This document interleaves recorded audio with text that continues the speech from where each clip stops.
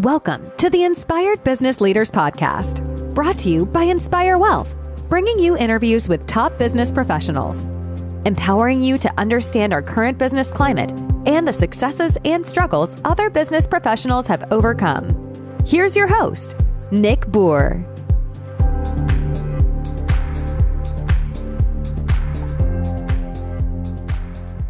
Hello and welcome to another episode of the Inspired Business Leaders Podcast. Today I have with us April Likins, who I'm really excited to talk about. She's, as a lot of us know, Inspire Wealth is my primary company, which is a full-service financial planning company. And what a lot of people don't always realize is how financial planning and finances can also really interject or relate to wellness. So April is a wellness coach and how to help you manage stress and how to help you lower your stress and just be happier in your day-to-day life. So April, welcome to the show. I'm excited to have you. Thanks so much, Nick. Yeah, I'm looking forward to our conversation today. Thanks for having me on. Yeah, no problem. Thanks for being here. So let's start with tell us a little bit about yourself and kind of what you do and how you work with clients and how your entrepreneurial journey began. Yeah, absolutely. So first, I live in Virginia with my family in the Blue Ridge Mountains. So it's really beautiful here, especially this time of year. I love fall. Lived here for most of my life. I'm a board-certified health coach, really just that helps busy and overwhelmed high achievers reduce their stress, like you said, find balance, prevent burnout, which is rampant these days, and increase their joy. And so I work with clients one-on-one, really just to identify areas that they feel stuck in their life, identify any hidden stressors. I find that often we've all got these hidden stressors that we're not always aware of. And so it can be helpful to have another set of eyes to kind of see if there are any blind spots. And then together we just work together on creating a plan to really build their resilience so that they can just feel their best inside and out. Yeah, that's great. I think that's so important today in today's world. And I think I don't think it's just COVID that we went through. I think it's more of, there's a lot more, especially whether you're an entrepreneur, whether you're a business owner, whether you're an executive, it's a lot more, what's the word I want to use? A lot more, it's just a lot more required of your day-to-day job and your day-to-day life than maybe things might have looked like 15, 20 years ago, where demanding, I couldn't think of the word. A lot of jobs and careers are just a lot more demanding than they used to be. And you're absolutely right. Burnout has become a lot more common. I mean, I've seen, even in my own practice, so many clients that, once they've done something and they're an executive or they're a corporate high, middle management and above, they get, 20 years in, 25 years in, they're in their mid to late 40s or even approaching 50. And they're just looking at me and like, how do I do something else? Like, I can't do this anymore. And I don't, financially, I don't want it to impact me, but I got to find something else I can do that I have more fulfillment and more work-life balance. Yeah, I think you hit on something really important, and it's something that I talk about often, but I joke about too. It's like, I wish we could go back to the 90s, when life was simpler and people could not get a hold of you in 50,000 different ways. And I think it's that constant multitasking, switching, between Slack and email and text messages and apps and all the things, that are bombarding us day in and day out that's part of the problem of burnout. And then there's also this misconception that burnout is this syndrome that just happens to you, when in reality, burnout is kind of a series of small things stacking up over time. It's not saying no, it's workaholism, it's perfectionism, it's not taking your lunch break, it's not taking vacation, it's too much multitasking. There's lots of little things that can stack up over time to where you finally do feel just that you've reached this breaking point and burnout kind of hits. It's interesting because I'm listening to you say, like, and multitasking and email and text, and I'm like, oh, okay, it sounds like you're talking about me, because my wife jokes about it all the time. I mean, look, I love my wife to death, but that she's been really a godsend with the kids and everything all these years. And there's just some things with my business she doesn't always get.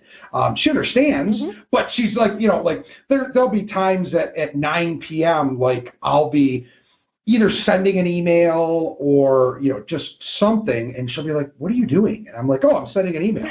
At 9 o'clock at night? Yeah, because if I don't, I'm not going to have time to do it during business hours. And it takes me 2 minutes. And then I'm done. Yeah. I had a client text me at 7 a.m. last week. And I'm texting her back. She's in my age demographic, has teenagers and, runs a business as well as has a full-time job. And like we talk about, trying to get to the point in the next 5 years to be able to walk away from her corporate job and be able to just do her full-time business that she's growing right now. So it's interesting because my wife looks at me and she's like, what are you doing? And I'm like, oh, I'm texting a client. Client texted me. At 7 a.m.? I'm like, yes. And sometimes my wife will be like, well, why don't you text them in a little bit when you get, I'm like, because it's sitting right here and then it's off my to-do list. I don't have to worry about it. Like literally, it took 5 or 10 minutes of my morning and I'm done. Yeah. So it's interesting. So. It is, and interestingly, studies show too that multitasking really is a myth, and it leads to that, so think of it this way. I often talk to clients about like this, it's kind of like daily we've got 2 jars that we're pouring into. We got a burnout jar and we've got a resilience jar. And those little things, those little habits, like I was mentioning, that we're doing over time is kind of pouring into that burnout jar. Now you can counter it with other resilience tools, with going outside and getting some fresh air, taking a break, getting some movement, getting high quality sleep, doing some mindfulness. There's ways to counter that too. But yeah, it sounds like your wife's a great accountability partner too, and she kind of keeps you in check. My husband does the same thing because I'm prone to workaholism, and that's part of my story and my burnout too. And he's a doctor, and he's been so blessed that like when he's off work, he's off work. There is no one ever coming after him, and so I envy that at times, I guess, that he has that. It's wonderful. But, I fight that same tendency of like, I'll just respond to one more message, one more email. And he'll say, really? Do you need to do that right now too? So it's great that we both have 2 people in our lives that can keep us in check. For sure. No, I completely agree, because one of the other things I was gonna comment on too is that I can absolutely imagine there are so many people out there that are doing things like what I do, where I'm nonstop, I'm always emailing or texting, but they're not doing the resiliency things like I know I do. Mm-hmm. We have a cottage up north, and anyone that knows me, including clients, know, hey, if it's any time between about mid-May to about early to mid-October, like I don't work many Fridays. I never work a Friday in the summer. If you need to talk to me on a Friday for whatever reason, it's fine. Just text me and we'll coordinate something, but that I'm going to be up north. So and it's just, that's my resiliency. So, that's one of the things I do over and over. I know this, and everyone that knows me knows this, but I also know there's a lot of people out there that don't do things like that don't take time away. Yeah, and I still do some things while I'm up there, but I only really do things while I'm up there when I'm up there for an extended period. So like this summer, we went up there for 10 days over the 4th of July and over Labor Day. Well, I took calls and did some Zooms in the morning. Well, again, if someone is doing that but also working the majority of the day, is that resiliency really helping them? Is that really or is that just is that continuing to fill the burnout bucket? Yeah, that's such a great point. And it's awesome that you have that boundary in place, because let's call it what it is. I mean, it's a healthy boundary that you set for yourself and your family, that Fridays are important for you and to you, and that's precious time. And so you don't work on Fridays. If it's urgent, they can text you, and that's just the key, I think, for a lot of people is figuring out what your healthy boundaries are and then implementing them too. But you're right, back to your point, it's like, there's this also misconception too that, just self-care and taking a vacation will solve, your burnout problems. And again, it's just doing these things one-off here and there. It's really impossible to prevent burnout. It's those day in and day out, little teeny micro habits that you do that really can prevent the overwhelm and burnout. For sure. No, I can't agree with you more. I mean, I know, like with my role and what I do, as an entrepreneur or a business owner, we wear a lot of hats. So, I mean, we do a lot of things, and you have to be a good multitasker. If you're not, you are not going to be successful in business more than likely, unless you're delegating pretty quick.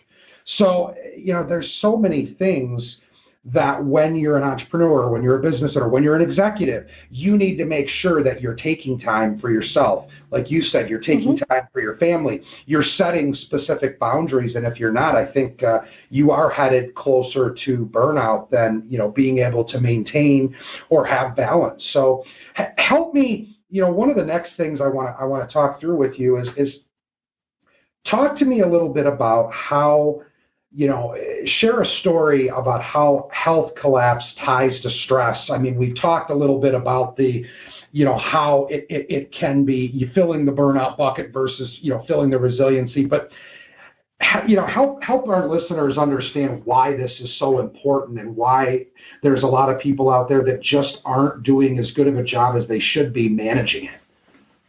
Yeah, definitely. And one last thought to what you said, I think for entrepreneurs, there's this fine line between running a business and, if we're not careful, the business running you, where you feel like you're constantly working, 24/7. And the reality is we're not a 7-Eleven, but it feels that way at times if you're not careful and you don't have those healthy boundaries in place. But, I know we were chatting a little bit before we hit record, and it's just interesting to me that, even before the pandemic hit, and it's, of course, exacerbated burnout and stress and all of that, the World Health Organization had dubbed stress the health epidemic of the 21st century. So it was already out of control, leading to just so many different things that we don't want, from, high blood pressure and heart disease to type 2 diabetes. It really dysregulates your immune system, which we don't want right now.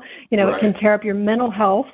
It can lead to disease and cancer and all kinds of stuff too. And, chronic stress is really just one of those things that it permeates all areas of your life. It doesn't just, aggravate your work. It bleeds into your relationships and your outlook and your joy and all those things too. And so for me, my story of hitting burnout really happened years ago after my father died. And so it was really before. He was diagnosed with cancer really early at 49, a really aggressive prostate cancer, and they gave him a 50-50 shot then. And so it was very advanced. And it was a devastating diagnosis for all of us. He was awesome, super amazing dad. We were close. He was kind of a friend and a mentor and a guide and a coach, all the things too. So at that point, that's really when I got really deep into health and wellness and trying to figure out, what is causing the rise in all of these diseases that we're seeing. And a lot of it really links back to chronic stress. And so together, he and I revamped our lifestyles and diets and really just began eating healthier and having a much healthier life overall. And looking back, I really believe it helped to prolong his life. And I'm so thankful for that. And so I made all these great changes, and then he died.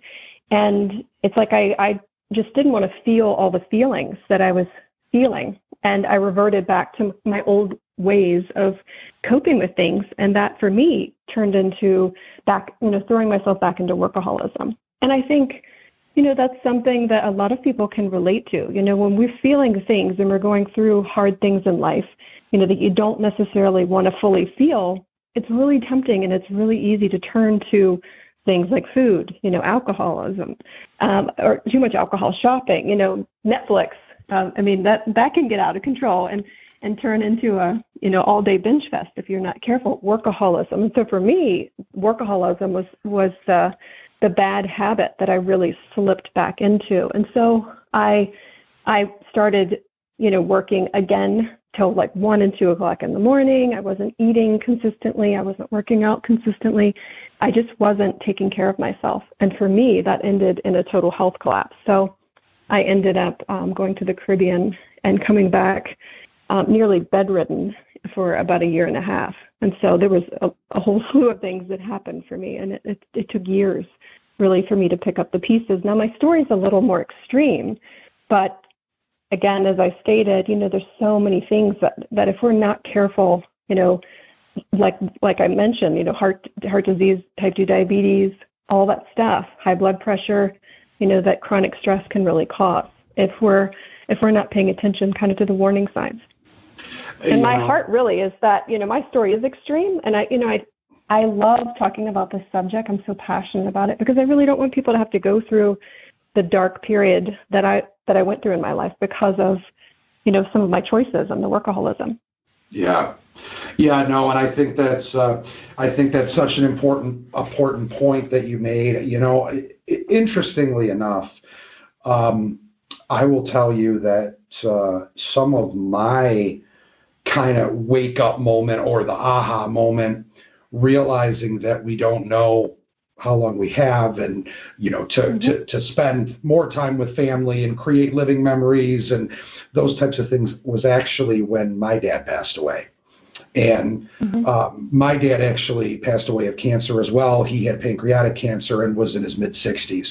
So also young, not as young as your dad, but also young. So I will tell you I give you a lot of credit personally, April, because a lot of people don't always recognize when that moment in their life happens to where they need to make changes and they need to spend more time with family and make adjustments so they can be here over the long run. And it sounds like you've done a lot, and a lot happened to you. Obviously, your story was very serious, but I mean, you've done a lot of things to make sure that you are going to live a comfortable and well-balanced life. And that's good. And I think it's great that you do have a husband that puts you in check at times and says, hey, wait, hold on. You have to send that email right now because you're prone to workaholism. Right. Yeah. And it's so right that for a lot of people, it's that wake-up call that we just don't think about. I think we just naturally kind of feel like we're invincible and we're going to live forever until life hits you and something happens. And that's when you really kind of realize, okay, you can become a victim or you can become a victor to whatever you're going through in life. You can let it consume you and overtake you, or you can rise above it and grow through it and become a better person. And you, like you said, you really realize that this life is precious. And if we're not careful, it can pass us by in a blink of an eye. Yeah, no, I couldn't agree more. Couldn't agree more with you. I think that's great. I think that's really important for some of our listeners that maybe don't take stress as seriously as they should, or don't take work-life balance as seriously as they could. Let me kind of ask you. This is because I think this is important, and I'm going to kind of intertwine these last two things that I want to touch on before we start wrapping up for today. But so one, some of the tall tale signs that we're experiencing in stress on a negative basis. What are they, and how can stress affect sleep and energy and mood and behavior, and kind of intertwine those, and how that can negatively, or you can turn that into a positive and a motivator to take that and kind of turn it around. Like, I just want to kind of get your input on that. Yeah, so I have a lot of thoughts on that. And so I would say first, well, let's just even define what stress is, because there's good stress and there's bad stress. And, the negative stress is really, it's emotional unease. And the thing with it is it varies based on our perception. So it's why two people can have completely different reactions to the exact same stressor. So think of traffic. We've all been there. You're headed somewhere really important, and wham, traffic stopped, and you're not going anywhere. Yeah. Person A can freak out, bang on the steering wheel, yell, have a massive stress response, and causing all of these things to happen physiologically. Person B can say, oh my gosh, this is stressful, and choose to do deep breathing instead, can listen to your podcast, Nick, like they can call their mom. There's a lot of different options. And so the really key point that I want listeners to take away, if you don't take anything away from this whole conversation, it's this, is that studies have shown it's not the stressors in our lives that are so dangerous and toxic to our health, but it's our perception of them. So the key is learning to respond to stressors in a way that doesn't damage and destroy our health. Because, again, stress is part of the survival mechanism. It's normal. It's our body's internal alarm system that's protecting us from harm. And it's really the thoughts and emotions that can activate that massive stress response in our body, of course, triggering the fight, flight, or freeze response and all of those other things too. So the thing with stress, signs to look out for, well, first, stress shows up in everybody differently. So we're also so individualized. But some things to kind of watch out for is, if you're mentally and physically exhausted all the time, you feel cynical about work, you're dreading it, that can be a sign. You feel like you have no time for yourself, you're feeling irritable, you're short-tempered, you're anxious, you're feeling really overwhelmed. Friends and family, you're hearing from them that, they feel like you're always working, you're working through lunch, weekends, vacations. And then there's physical signs too. There's a lot of physical signs. We touched on a few with like high blood pressure, your immune system's weakened. There's some mental health issues too, but headaches and insomnia can be really big signs of too much stress in your life. Chronic pain is a big one too, that really revs up when the stress response is higher, as do headaches. And of course, eating. Eating and drinking can change too. So some people will find when they're really stressed, they'll eat less. But many people will find that, they're more prone to eating more, or the cravings for all the salty, sugary, high-fat stuff. Like, you never crave carrots and broccoli when you're stressed out. Right, Never happens. For sure.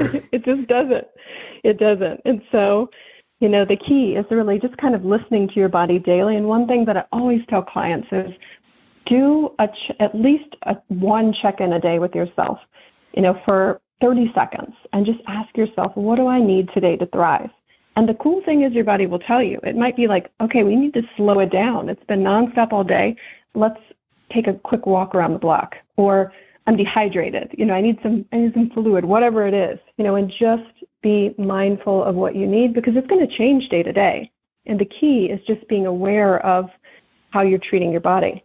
Are you treating it like a car that's out of alignment, where you're driving and driving and driving, and you're refusing to look at the engine light, and take it in, and instead, of course, over time, it'll tear up your suspension and the tires and the whole car, and it can lead to a breakdown. And the body's much like that. So it's really key to just check in with yourself.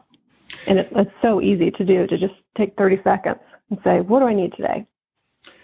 To feel my best. And I also think a big thing, and I know this is how I am, especially because I am a go and doing multiple things, I think it's very important that, like you said, everyone's individualized, but I think it's very important that people find what works for them. Meaning, let's say that they take 10 or 15 minutes every day, whether it's the beginning of the day or the end of the day or in the middle of the day, and do some mindfulness or deep breathing. Whether it's, they're going to talk to one of their friends or their parent or, anything like that. I think once you get into that routine or that habit, it becomes a lot easier. I mean, I look at it as they say a habit takes at least a week or two to form. So whatever works, and because I think some things are easier for others to do, and we don't want everyone to stress about what to do to reduce stress.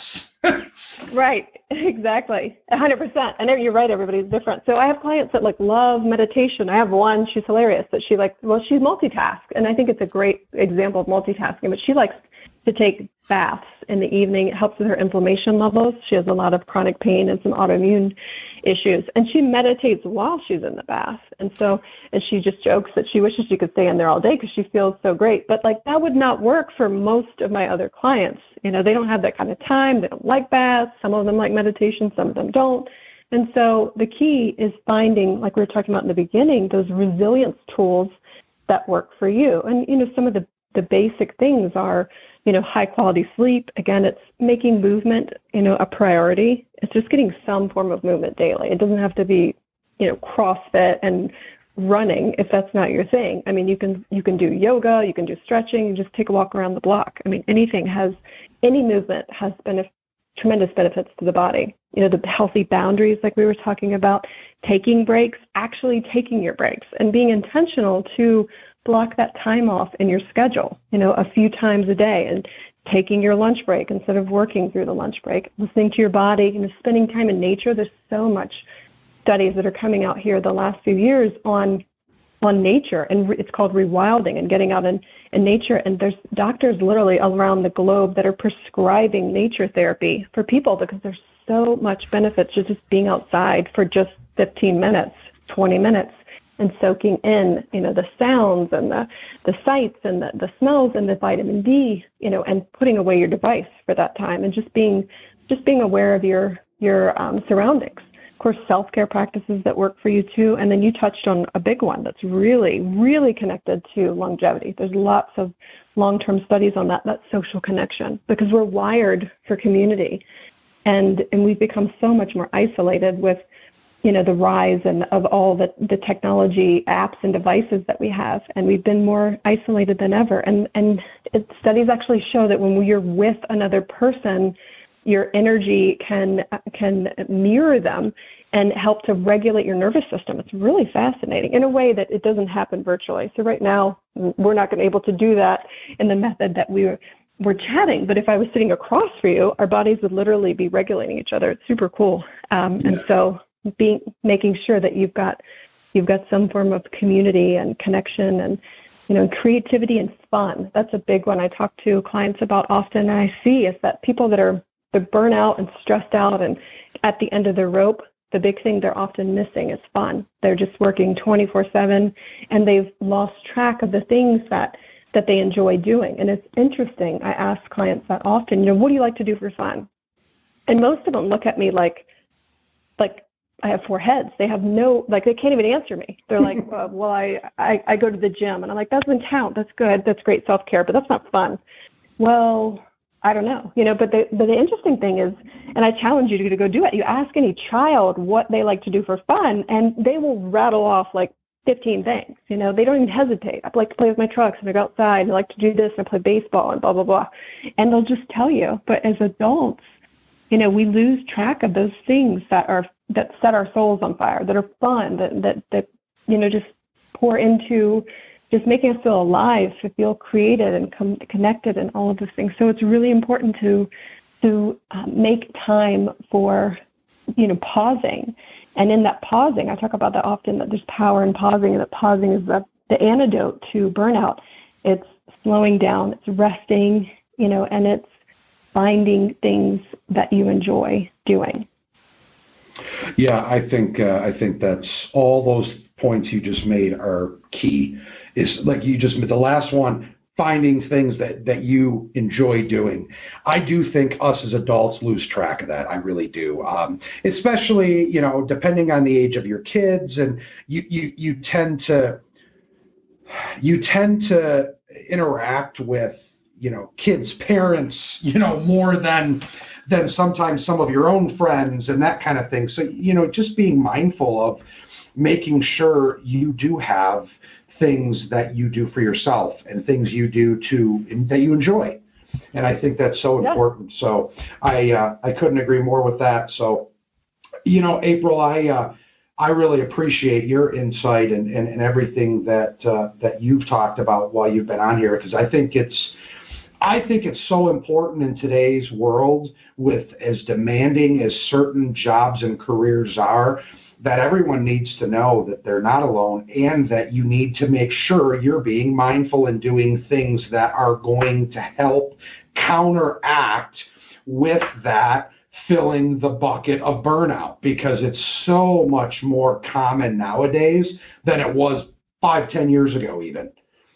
So it's so important. And I see often with the high achievers, the big one that they miss is sleep. That's the first thing I talk to most people about. Of course, how are your stress levels? And we look for the hidden stressors and those sort of things. But sleep is a big one. I mean, you can do everything else right, and if your sleep is off, you're not getting enough high quality sleep, it's gonna affect all areas of your life. It really is a superpower to feeling your best inside and out, and it's first making that a priority. And I've talked to so many high achievers that just they have to get over that obstacle first. It's like we've all heard those things since we were kids. You snooze, you lose. I'll sleep when I'm dead. That sort of thing too. But that's a huge one that will really catch up with you if you're not getting the 7 to 9 quality hours of sleep a night. Because there's, again, this misconception that, you're sleeping and the body's not doing anything. When, in fact, the body and the brain in some areas are even more active during REM sleep than you are when you're awake. And so it's repairing DNA. It's wiping memories and proteins in the brain that are linked to cognitive diseases. It's boosting your immune system. It's lowering your inflammation. The body is doing so many incredible things at night. But again, it's got to be something that you are willing to make a priority and set some healthy boundaries too around getting that high quality sleep. Yeah, that's definitely something. I mean, myself personally, I get a good amount of sleep. I mean, I'm usually around 7 hours-ish. My problem is I don't get enough deeper REM sleep. I'm a lighter sleeper. So like I've been trying to figure out personally, like how do I increase my REM or my deep sleep? Because I know that's why I don't feel rested all the time. That's why I feel tired. Yeah. And it might tie into the multitasking and some of that. It might just be that you need to pour more things into your resilience jar too in that. But that's great that kind of the key too, knowing your sweet spot too, because everybody's different. So clients that really thrive on 7 hours, and I have others that need more like 9 hours. And there'll be different seasons too, where maybe 7 is where you thrive now, but when stress levels increase, you might find, okay, I need 8, and that's okay. And again, listening to your body and giving yourself a little bit more. It's a funny stat, but when I was researching sleep recently, I was looking up, athletes and CEOs, because sleep is actually a really hot topic right now among a lot of CEOs and athletes across the board. And studies have shown way back to a study back in Stanford in the early 2000s that it's a massive way to increase your performance. It's a really cool study. I know we don't have time to get into it, but I could geek out on that too. But you're seeing so many people make that a priority, and when they're doing it, they're improving all areas of their life and their game and showing up so much better. And it's funny, LeBron James actually sleeps like 12 hours a night, and then he takes naps on top of it too. But sleep is one of those things that he's openly talked about as one of his superpowers for performing the way that he does in basketball. Wow, I didn't even know that. I didn't know he slept that much, and that was a big thing for him. He does. Yeah, that's why people often joke that if he's not playing basketball, he's sleeping. That's so funny. Huh. Wow. Okay. Well, I learned something new today, and I'm a big basketball fan. Nice. Likewise. Yeah. Well, thank you for sharing that, because now I know something that I didn't know before. But hey, listen, April, I really appreciate your time. This has been very good information. Let me ask you if any of our listeners wanted to get in touch with you, wanted to learn more about different areas that you're talking to your clients about managing stress, what's the best way to do that? Yeah, they can connect with me on my website at aprillikins.com or on LinkedIn. I'm all over LinkedIn too as well. And then I have a new free guide called 15 Ways to Say Goodbye to Chronic Stress that really goes deeply into a lot of different ways that you can create these resilience tools for your life too. And so I know we didn't get to touch on a lot of those today, but it's more practical steps on, how to actually lower your stress levels in your life so that you can feel, more joy and just live a life that you love too. And for listeners too, if you're struggling with stress and balance and sleep and just not sure where to start, feel free to set up a discovery call with me too. That's where we can talk a little bit more about what's happening and where maybe those hidden stressors are and what the next steps might be as well. And again, you can just find me on aprillikins.com. But reach out too if anything resonated, you enjoyed what Nick and I were talking about today. It's always great to hear from listeners, and so say hi. Don't be shy. Well, I appreciate that. I know our listeners do as well, and I think that's great. I hope some of them take advantage of it and reach out to you and can check out your website and be able to get some guidance on the health and stress side of things. So thanks so much, Nick. Hey, thank you, April. I appreciate your time as well, and you've been great. And I want to thank our listeners for another episode of the Inspired Business Leaders Podcast. Hope everyone has a great day, and we will talk to you very soon.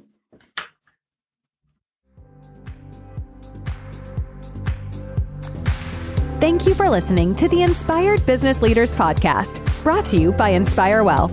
To learn more about the topics mentioned on today's show, or to listen to past episodes, visit www.inspiredbusinessleaderspodcast.com. Thanks again for tuning in, and we'll catch you in the next episode.